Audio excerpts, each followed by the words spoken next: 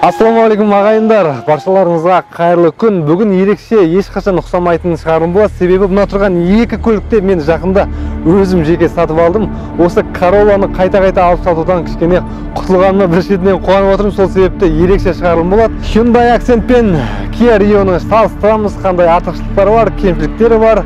Ендеше қызық болады. Тамашалаймыз.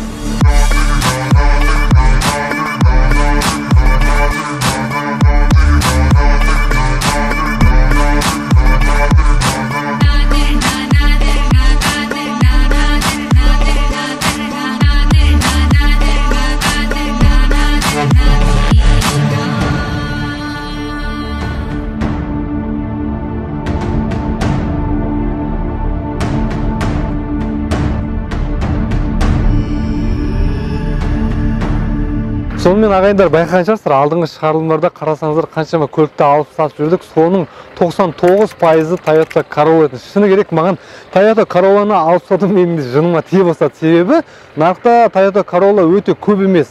Шамамен, мысалы мен күніге қарап отыратын болсам, аптасына бір 2-3 Toyota Corolla шығады, соны қарап аңдып отырасың, шықса шығады, шықпаса шықпайды, бір шетінен айтқанда бір машинаға қарап қалған сияқты болдық. Сол себепті мен осы биылдан бастап Toyota Corolla емес басқа да көліктерді зерттеп, қай жылғылары, қандай комплектацияда қаншаға өтеді, қаншаға сатуға болады деген сияқты көліктерді нарықтарын қарап, соңғы бір айда мен осы Kia Rio мен Hyundai Accent'тің нарығын зерттей бастадым. Зерттеген уақытта бұл нарықта бәсекелестік деген сұмдық өте көп, кәдімгідей құмырсқадай көп. Мысалы, бір жақсы варианттар, жақсы нұсқалар нарыққа шығып қалады, бірден өтіп кетеді, бұл айтқанда үлгере алмай қаласың. Енді бұл нарықта шынымен кәдімгі жылдам болмасаң, тез болмасаң, бәсекелестер жұлып кетеді. Сонымен осыдан 4 күн бұрын мен бірінші Kia Rio'ны алдым. Бұның бағасы, кішігірім историясын айтайық, 3 миллион 400 болды. Банкте ареста болған себепті бұл көлікті 10 күн бойы күттік, әйтеуір көке жәке деп жатып күтіп, сонымен 3 күн бұрын мен бұны оформлап кеттім. Одан кейінгі мына көлік Hyundai Accent, алдындағы шығарылымда байқаған шығарсыздар, Hyundai Accent'тің жаңа шанағын шығардық, бірақ қазір одан да жаңа шанақ шықты. Бұл шанақ 4-ші буындағы шанақ, Hyundai Accent, 2014 жылғыдағы Accent, 2014 Rio, екеуі де ақ түсті, бірақ екеуінің айырмашылығы, мынаның қозғалтқышы 1.6 болса, мынаның қозғалтқышы 1.4. Бұл Rio'да 123 аттың күші болатын болса, мына Accent'те 107 аттың күші бар. Одан кейін қорабына келетін болсақ, бұл жерде 6 қорапты, рестайлинговый 6 сатылы қорап болатын болса, мұнда 4 сатылық қорап бар. Енді екі көлікті сыртынан қарап тұрамыз, сыртынан салыстырамыз. Әркімнің талғамына қарай, біреуге Accent ұнайды, біреуге Kia Rio ұнайды. Енді талғамында бұл айтқан кезде ешкіммен спорт ете алмаймын. Маған қарап тұратын болсақ, екі көліктің де өзінің қолтаңбасы бір өзгешелігі бар деп айтатын болсақ, қараңыздар. Kia Rio'ға қарайтын болсақ, бұл жерде неғұрлым европалық стильге жасауға тырысқан. Қарасаңыздар, алдыңғы түрі агрессивті, ешқандай бір артық сызықтары жоқ. Бұл айтқан кезде көзге үйреншікті, салмақты бір дизайнның кейбі бар. Енді мына Accent'ке қарайтын болсақ, енді бұл Accent талайлардың жүрегін жаулаған. Әсіресе осы шанақтағы Accent көп адамның 2011-ден бастап шыға бастады, 2014-15 жылға дейін шығара бастады. Осы шанақта кейін рестайлинг болып кішкене алдыңғы бампері, шамдары өзгертілгенмен осы шанақта 2015-ке дейін шығарыла бастады. Бұл шанақта қарап тұрсыздар ма? Өзінің корейлік бір, сондай азиялық бір дизайнға ұқсайды. Оның да өзінің ерекшелігі бар. Кейбіреулері Accent ұнатады, кейбіреулері Rio ұнатады. Бұл айтқан кезде шанақ жағынан кез келген адам өзінің таңдауы жағынан ешқандай бір-бірінен оқ бойы осып тұрған артықшылықтары жоқ десек те болады. Әр адамның талғамына қарай ұната береді. Ал көліктің артқы жағына барайық.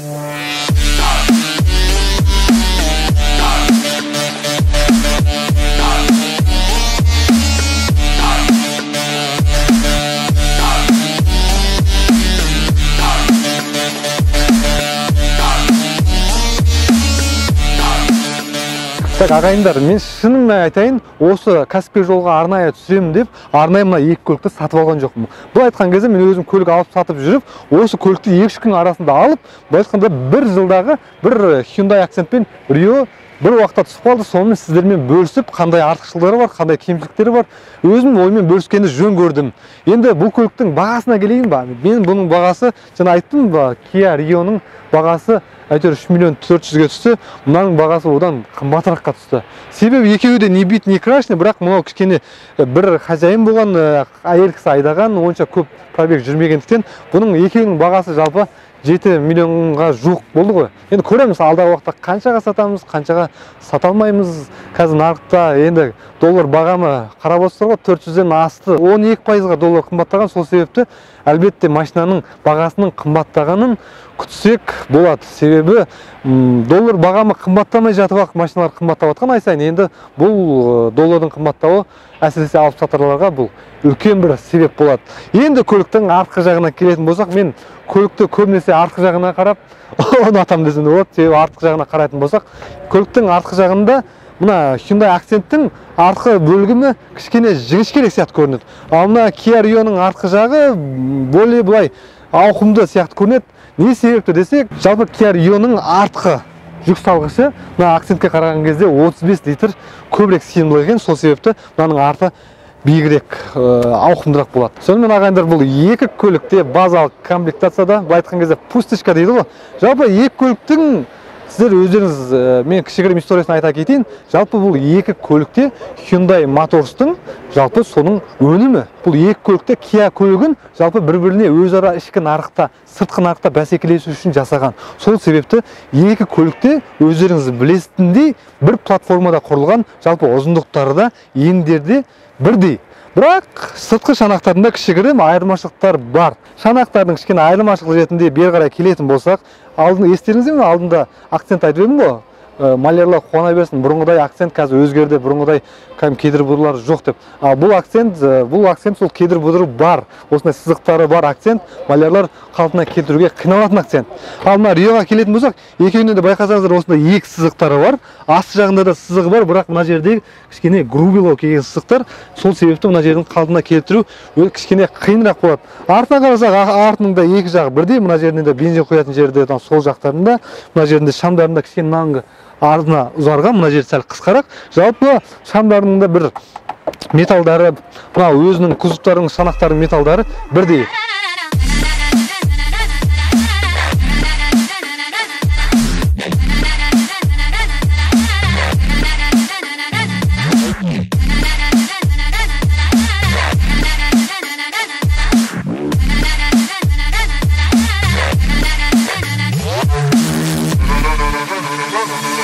Сонымен достар, көліктің жүк салғышы туралы келетін болсақ, жүк салғышында кішкене ғана айырмашылық бар. Мысалы, Hyundai Accent'тің жүк салғышына қарайтын болсақ, іші неғұрлым енді қарапайым, енді базалық комплектацияда және де бюджеттік көлік болғаннан кейін бұл жерде 465 литр сыйымдылығы бар. Енді бұл көлікке, бұл бюджеттік көлікке жетеді деп ойлаймын. Одан кейін мына Kia Rio'ның артына қарайтын болсақ, енді айып етпеңіздер достар, бұл кеше ғана химчисткадан шыққан, сол себепті әлі кетпеген, поликтардың артына салып қойдық. Одан кейін артқы зимний баллоны титанксымен тұр. Сонымен достар, алдыңғы қозғалғыш туралы көрейік, алдыңғы мотор туралы, қорабы туралы. Қазір нарықта бұндай көліктердің ұрылмаған, боялмаған табу қиын деп айтсақ болады. Себебі Алматы шаһарында енді сырып кетпеу, далада біреу ұрып кетпеу өте енді мүмкіндігі өте төмен. Жалпы көліктің қозғалғышы туралы айтатын болсақ, бұл енді 2014 жылғы шығарылған Kia Rio, ұрылмаған, соғылмаған. Бұның бірінші хозяйыны 100 мыңнан аса шақырым жүріп тастаған. Өзінің айтуы бойынша бұл көлікке ештеңе салоннан алғалы бері ештеңе жасамаған. Осы жерде мен сіздерге бір айта кететін жөн көріп тұрмын. Егер Kia Rio алатын болсаңыздар, мысалы алдыңғы капотын ашатын болсаңыздар, мынандай белгіге мән беріңіздер. Мына жерде отметка бар, сары, осындай сары. Мына жерде барлық болттардың үстінде сары белгілер бар. Сары белгілер. Ас жағына қарайтын болсақ, барлықтарында сары белгілермен айрықша белгілеп қойған. Бұл нені білдіреді? Бұл өзінің салоннан алғалы бері ешқандай нәрсесі ауыспаған, өзгертілмеген, ешқандай болттары бұралмаған деген белгіні білдіреді. Сол себепті алатын болсаңыздар, енді Kia Rio'ны қазір нарықта алатын адамдар өте көп қой. Сол себепті соған аса мән беріңіздер. Енді мына жақта Land Rover бар. Енді оның барлығы енді кез келген адам біледі деп ойлаймын. Жалпы қозғалтқышы 1.6 сатылы қорап. Бұл жерде 123 аттың күші бар. Жалпы бұл қорабы өте айтқан кезде сенімді, ұзақ уақытқа дейін жетеді. Интернет желісінен Автору деген сияқты форумдарды оқитын болсақ, осындай Hyundai Accent, Kia Rio'ларды айдаған адамдар жалпы 500 мың шақырымнан асып тастаған. 2014 жылғы Kia Rio'ны 500 мыңнан асып тастаған, бірақ ешқандай капремонт жасамаған, тек қана майын ауыстырып жіберген. Сол себепті бұл көлік енді бір реттік қана мотор болғандықтан, қозғалғыш болғанымен, бұл көліктің бұлай ұзақ қашықтыққа, ұзақ уақытқа жететіндігіне ешқандай күмән жоқ. 2013 жылға дейінгі шыққан Kia Rio'ларда 4 сатылы болғанымен, 2014-тен бастап 6 сатылы қорап шығарыла бастады. Бұл қорабы да былай айтқан кезде өз уақытында ауыстыратын болсаңыз, майын ешқандай проблема тудырмайды, достар.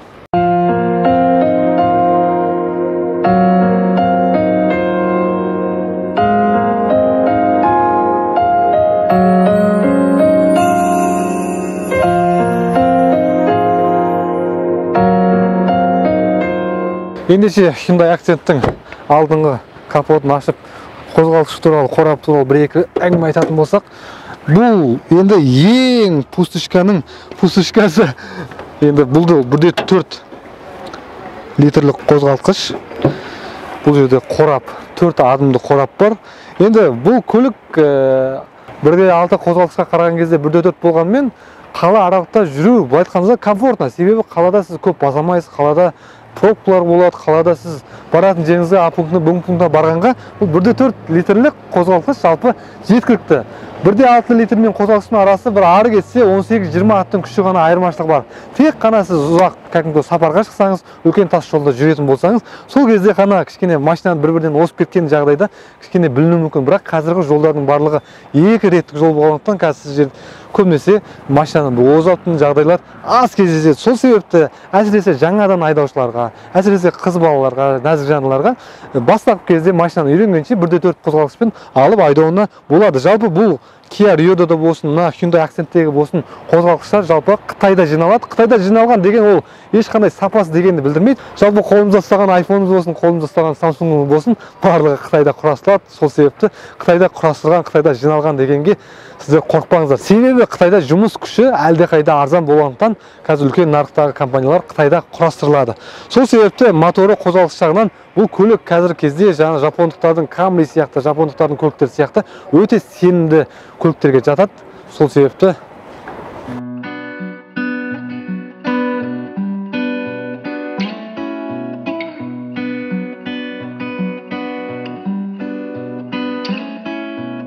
көліктің ішіне отыратын болсақ, жалпы көлікті жүргізетіндер енді көлік алғаннан көлік сатқанға дейін бұл орындық сізге мәңгі бақи орындық ретінде саналады. Сол себепті көп адамдар, әсіресе енді өзін сыйлайтын, құрметтейтін адамдар бұл көліктің дизайнына, ішіндегі комфортына мән береді. Енді бұл көліктің ішкі панеліне қарасақ, ішкі орындығына қарайтын болсақ, мына жердегі суреттемесіне, барлық айналарына, мына жердегі басатын тетіктеріне қарайтын болсақ, бұл өзінің қатарындағы класстастар дейді, өзінің қатарындағы бюджеттік көліктерге қараған кезде оқ бойы озып тұр десек те артық айтпаймыз. Бұл көлік базалық комплектацияда болғандықтан бұл көлікте аса ешқандай бір қосымша опциялар жоқ. Мына жерде қарайсын болсаңыздар, ешқандай мына жерде климат контроль жоқ, ешқандай монитор жоқ, мына жерде мультируль де жоқ, мына жерде круиз контроль жоқ. Бұл көлікті айдайтындар неше түрлі мақсатпен айдайды. Бұл көлікті кейбір адамдар алады да тек қана барып қайтсам болды. Кейбір алады да тек қана таксовать етіп ақша тапсам болды, нәпақасын тапсам болды деген сияқты оймен алады.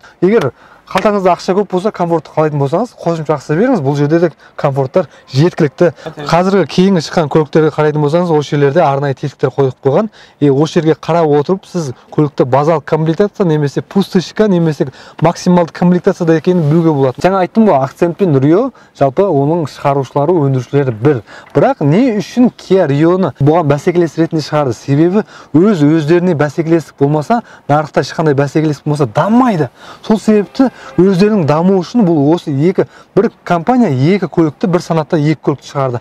Бірақ олардың ойынша, олардың мақсаты бойынша Kia Rio Accent'ке қарағанда кішкене ғана бір махаббатпен, сезіммен жасалып, кішкене ғана бұған салым көп жасалады. Байқасаңыздар, салоннан көлік алатын болсаңыздар, Hyundai Accent пен Kia Rio'ның бағаларының арасында кішкене ғана айырмашылық бар. Ол не дегеніміз? Кішкене ғана айырмашылық, бұған кішкене ғана салым көп салған. Сол себепті Hyundai Accent пен Kia Rio'ның арасындағы бағалар 300-400-5 мың теңге ретінде арасында кішкене байланыстар бар. Енді бұл жердің енді панеліне қарайтын болсақ, мына жеріндегі пластикіне қарайтын болсақ, екеуі, Accent екеуі айтқанда айырмашылығы қатты білінбейді. Орындықтарына қарайтын болсақ, орындықтардың сапасы, жалпы орындыққа кеткен қаржы, сол орындықтың дизайнына қарайтын болсақ, ешқандай айырмашылығы жоқ. Екі көлікте бір платформада жасалған. Бұның ең бірінші айырмашылығы мына жердегі алдыңғы отырған панелі, мына жерде қарап отырсаңыздар, кішкене ғана мынау солға қарай жүргізушіге бұрылыс бар. Одан кейін мына жерге қарасаңыздар, енді мына жерде бұрайтын кішкене тетіктер бар ғой. Енді қазір акцентке барған кезде кішкене ол жақта айырмашылықтар байқалады. Одан кейін мына жерде панель приборды қарайтын болсақ, мына жерде ішкі панель приборы көрдіңіздер ме? Қызылмен әрленген. Енді өз кезегінде қызыл енді әдемі. Жалпы тахометр қарасаңыз, барлықтары қызылмен қаптырған. Мына жеріндегі қарайтын болсаңыз, барлығы қызылмен әшкеленген. Енді көліктің кішігірім енді минусы туралы айтатын болсақ, жалпы байқадыңыз ба, алдында Kia Sportage'да айтып едім ғой. Жалпы бұл ішіндегі панельдердің барлығын бояйды. Сол себепті мына жердегі тетіктер бар ғой, мысалы, айнаны терезесін түсіретін тетіктер көбінесе ұстаған себепті тозып кетеді, краскасы кетіп қалады.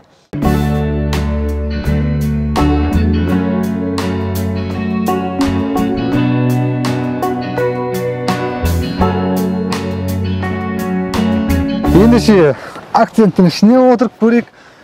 Міне, қазір жаңа Kia Rio'дан шықтым, мен бірден акцентке отырдым. Бірден байқалады. Кішкене бір 10% деңгейде бұл комфорты сәл төмен. Kia Rio'ға кішкене көбірек уақытын арнап, кішкене көбірек қаржы жұмсағаны бірден байқалады. Қараңыздар, енді ана панелін қараңыздар. Бір ешқандай басын ауыртпаған, кәдімгі орталық базалық көліктер сияқты ортасына мына жерді қоя салған. Енді қарасаңыздар, іші қарапайымдырақ. Енді әрине бұл базалық комплектация, базаның ішіндегі ең пустышка десек те болады, себебі бұл 1/4-тік. Одан кейін мына жеріндегі приборына қарайтын болсақ, қарапайым, барлығы әлі 90 жылдағыдай мынандай бұрайтын нәрсе. Көлік 2014, бірақ қазіргі шығарған көлікте енді кішкене бірдеңе жетпей, комфорт бір көзге бір көрінетін бір әсем бір сұлық жетпейтін сияқты. Енді қайталап айтамын, бұл енді базалық, ең базалық комплектация болғандықтан солай мағанда көріну мүмкін. Жалпы приборына қарайтын болсақ, енді Kia Rio мен салыстырған кезде маған енді талғамы әртүрлі ғой. Мынаған көк пен ақтың бірге үйлескен оттенкалары ұнайды. Бұл әдемі, бұл көзге үйлеседі. Қазір бұл заманауи түрде. Бұл жағынан ешқандай не жоқ. Бірақ мынау прибордың сапасына қарайтын болсақ, барлығы екеуі бір сапада жасалғанға ұқсайды. Орындықтардың сапасы жақсы сақталған, себебі бұл бірінші хозяиннан алдық. Бірінші хозяйкасы әйел қауым болғандықтан көп айдамаған. Бұның бар болғаны 67.680 ғана шақырым жүрген екен. Ұрылмаған, еш жері боялмаған, бамперде боялмағандықтан мен бір шетінен қызығып алып көрдім. Бір шетінен енді көп пайда көрмесем де, маған тәжірибе ретінде бұны алып сатып көру маған өте керек. Мен жаңа айттым ғой, Kia Rio мен акценттің айырмашылығы кішкене бар. Ол бағалар жағынан айырмашылық болғанымен, бірақ сатылым жағынан білмеймін неге екенін, акценттің сатылым жағынан өте енді жоғары. Рио мен салыстырғанда акценттің сатылым жағынан жоғары. Менің ойымша сыртқы көрініс үшін акцентті көп адамдар жақсы көреді деп ойлаймын. Жаңа мен отырған жердің тура артынан отырамын. Енді көлік бюджеттік көлік, қалалық көлік болғаннан кейін енді артына бір-екі адам отырып 5 км, 10 км қашықтықта жүрсе, өзін жақсы сезінеді деп ойлаймын. Әрине кішкене менің басым кішкене тиіп жатыр, аяғым тиіп жатыр. Енді бұл санаттағы көлікке бұл аяқ тию, бас тию деген енді простительно дейді ғой, кешірімді. Kia Rio'ның артына отырамыз.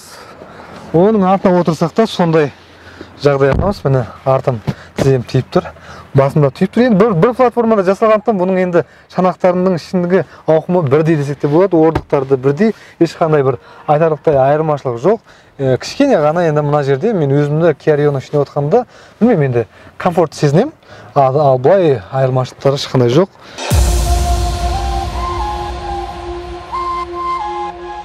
Достар, маған комментарийде көптеген адамдар жазып жатыр, не болды, Camry 70, қашан деп. Жалпы қазіргі таңда менде 3 көлік тұр. Мына 2 көлік, акцент, Rio, қазір үй жақта Corolla бар, Toyota Corolla көк түсті. Оны да мен сізге қазір көрсете аламын. Бұлай қарап отырсақ, 70-ке жеттік десе де болады. Бірақ білесіздер ғой, адамның табиғаты қандай. Адам бір нәрсеге жетіп тұрған кезде ол нәрсенің бұлай қатты қадірі болмайды. Мен айтқанда, маған қазіргі таңда 70 алып, соны айдау бір маған қатты қызық болып, арман болып тұрған жоқ. Егер мен қатты кішкене талпынсам, алсам болады. Бірақ не үшін алмай жүрмін деген осы жерде сұрақ бар. Себебі мен 70 алғаннан кейін оны алып айдап отырған маған ешқандай қызық емес. Мен енді ақшаларым айналу керек. Мен машина алып сатуым керек, пайда көрім керек. Сол себепті мен қазір былай қарап қойып отырмын, 70 бар ма екен, жоқ па екен деп. Егер маған 70 лайықты бағада көретін болсам, лайықты бағаға келетін болса, үстінен баға көретін болсам, мен сол кезде 70 алуым мүмкін. Ал былай мен барып салонға барып ойбай деп 70 кәдімгідей бүйтіп шығарып бәленбай ақша, бәленбай миллион теңге үстінен көп төлеп, мен оны бүйтіп айдап жүргім келіп тұрған жоқ. Маған өзіме алып машинаны алып сатқан және үстінен ақша көрген, және де көрген пайдаларды, қандай бір лайфхактар болсын, тәжірибе болса, соны сізбен бөліскен маған қызық болып тұр. Сол себепті дұрыс түсініңіздер достар, 70-тің ауылы алыс емес. Сонымен ағайындар, ешкімнің талғамына мен ештеңе дей алмаймын. Әркімнің талғамы әртүрлі. Сен Hyundai Accent аласың ба, Kia Rio аласың ба, маған бәрібір. Бірақ мен сіздерге айттым, екеуінің айырмашылығын айттым. Енді менің өзім жеке пікірім бойынша мен Kia Rio'ны алатын едім, егер екеуін таңдау болатын болса. Егер сіздер екі көлікті сізге таңдау беретін болса, сіздер Kia Rio аласыздар ма, Hyundai Accent аласыздар ма, төменде комментарий жазыңыздар. Достар, келесі жүздескенше сау саламаттар болыңыздар. Лайк қоямыз, дизлайк қоя аламыз. Ендеше, ассаламу алейкум. Енді айдау керек бір машинаны.